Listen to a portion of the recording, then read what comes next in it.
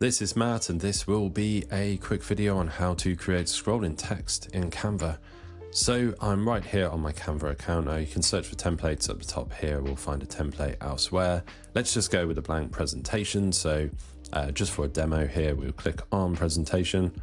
That will open up a blank presentation. Now I need some text here, so I'm going to go and click on text on the left-hand side, and I'm going to add a heading. Now let's go with "this is cool," just because, well, it is. And we're going to highlight this, and then we're going to, let's give it a color. Just, you don't have to do this, obviously. I'm just showing you a little bit extra here. So this is now a title. We are going to just move it over there, just for the purposes of this. Now we can animate, so we can animate from here. So once we click on animate, so you have your heading, your text or heading or whatever your text is highlighted, you click on animate. Now there's a whole bunch of suggested and general ones, and you can actually get a preview of each of them. These different animations that are built into Canva, and we can also create our own. So if we want to do the scrolling effect, whether it's up or down or left or right, we can do this. So you can kind of do it with these ones depending on what you're looking for. You might find something that appeals to you right here. Here's a preview of just a few of the different ones.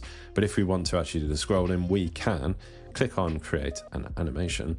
Now, as Canva informs us here, we just need to hold shift whilst dragging to create straight lines. So I am going to hold shift on my keyboard, and then I'm going to just move this, and you'll see that the line has been created. And we can see that that movement has been created there. Now we can change the speed, so we can make it faster, we can make it slower. So let's go with that sort of speed, maybe about there. And we can also change some of the add-on effects. So we can rotate it, we can get it to flicker, we can get it to pulse, wiggle. You know, some of these things obviously slightly unnecessary, look like an old, almost an old PowerPoint presentation or something. So let's just remove that little bit there. And we have our effect there.